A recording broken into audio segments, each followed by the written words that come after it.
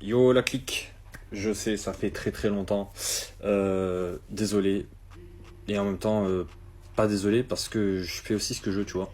Je suis pas là pour être un robot qui vous fournit des vidéos dès que vous le voulez. Bon, après, je suis pas assez connu pour que j'ai ce phénomène-là, mais voilà. C'est pour mettre les choses au clair.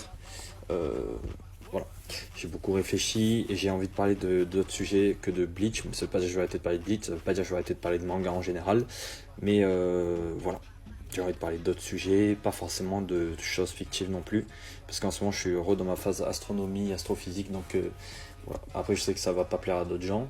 Mais du coup, je vous préviens, quand il y a des sujets qui vous plaisent pas, et d'autres qui vous plaisent mon TikTok ou mes réseaux sociaux, pas besoin de vous désabonner.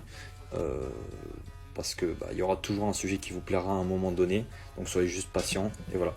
Et si vous êtes jamais content d'attendre, et ben cassez-vous et trouvez une IA qui fournit des vidéos tous les jours, il y en a forcément. Voilà. Maintenant que c'est le monde des IA.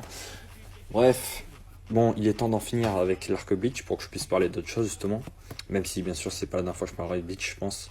Mais oui, il faut qu'on finisse au moins sur ce sondage que j'avais créé, qui est le personnage le plus puissant entre Yuabak et Aizen. En gros, les antagonistes principaux de Bleach, lequel est le plus puissant parmi les deux. Donc c'est facile, sur Instagram, il y a eu une égalité parfaite, et sur TikTok, il n'y a pas eu une égalité, ce qui fait qu'on a un gagnant, et ce gagnant est Yuabak. Donc d'après vous, c'est Yuabak le plus puissant des deux. Maintenant, du coup, pour finir, je vais donner mon avis personnel. Bien sûr, ce n'est que mon avis, donc c'est subjectif. Même si je vais essayer d'être objectif, mais c'est impossible de l'être toujours à 100%. Pour moi, Aizen est plus puissant. Pourquoi? Tout simplement parce que quand Yuabak est à son prime, donc c'est au moment où il a pris la puissance du roi des âmes en plus, et du bras gauche du roi des âmes, il a Almighty, il peut voir le futur, le destin, je sais plus trop, je vous avoue, ça fait longtemps, mais un truc comme ça, ce qui lui permet d'éviter beaucoup d'attaques dangereuses et tout. Et en fait, Aizen, alors qu'il était scellé, je vous rappelle, bon, on l'a sorti de sa chaise et tout, donc il a repris de ses pouvoirs. Donc en gros, ce que je veux dire, c'est qu'on lui a enlevé des sauts, donc il a repris une partie de ses pouvoirs, mais il n'est pas à 100% non plus. Il a toujours des bandages sur lui, comme on le voit, lors du combat avec Ichiko et Renji contre Yuabak. Et pourtant, il a quand même réussi à tromper un mec qui a une puissance divine, tout simplement un être divin. Il a réussi à tromper un être divin, encore une fois Aizen le boss, avec juste son Shikai de son Zanpakuto. Et donc il a fait une illusion, et voilà. Il a survécu du coup à cette fait transpercée, le torse par le bras de Yuabak. Et il a perdu un bras au calme, mais sans avoir hurlé de douleur, quoi. Le mec ne ressent pas la douleur, on dirait. Donc juste Aizen est trop incroyable. Rien que pour avoir réussi à tromper le roi des âmes. C'est pas vraiment le roi des âmes, mais c'est Yuabak, quoi. Avec la puissance du roi des âmes. Donc, pour moi, rien que ça veut pas dire qu'il est plus puissant que lui.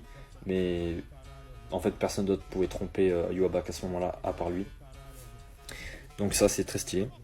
Et l'autre truc aussi, c'est que pour moi, Aizen, avec le Hogyoku, on a vu qu'il y avait eu différents stades évolutifs, et je pense que contre Ichigo, dans l'arc 44, du coup je crois que c'est pas le dernier moment, c'est pas la dernière évolution d'après moi, parce qu'il avait pas encore le niveau du roi des âmes.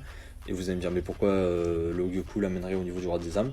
Parce qu'au cas où, ceux qui savent pas, le but de Hogyoku pour Aizen, c'était justement d'avoir un pouvoir de toutes les races. C'est le cas en fait, il a le pouvoir de un peu toutes les races de l'univers de Bleach. Et en fait, c'est en ayant le pouvoir de toutes les races que tu peux accéder au trône du roi des âmes. En gros, tu peux pas avoir le trône du roi des âmes si t'as pas un peu de toutes les races en toi.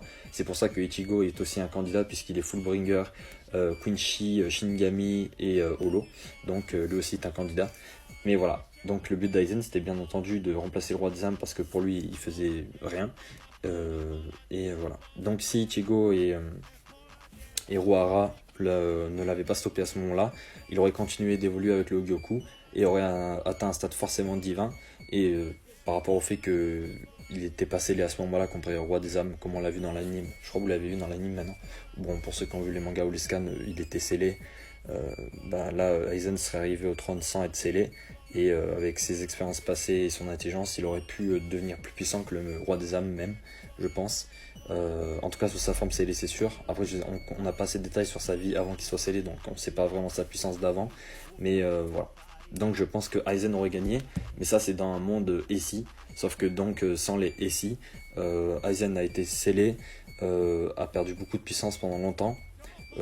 Et en fait, pour moi effectivement dans ce cas-là, dans l'arc de la guerre sanglante, si on met Aizen face à Yuabak, même si Aizen est full décellé, ça fait trop longtemps qu'il n'a pas pu s'entraîner, donc je pense qu'il n'a pas gagné beaucoup de puissance et il aurait perdu.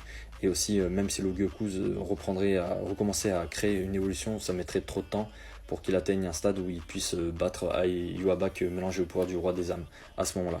Bon, j'espère que c'est pas trop compliqué à suivre. Donc oui, dans cette situation-là, dans la situation réelle du manga, Yuabak gagne. Voilà, on a enfin fini avec cette vidéo là que je devais faire depuis longtemps et je vais pouvoir enchaîner avec d'autres vidéos sur d'autres thèmes, notamment l'astronomie et l'astrophysique, donc la physique quantique, le monde du tout petit, le monde du tout grand.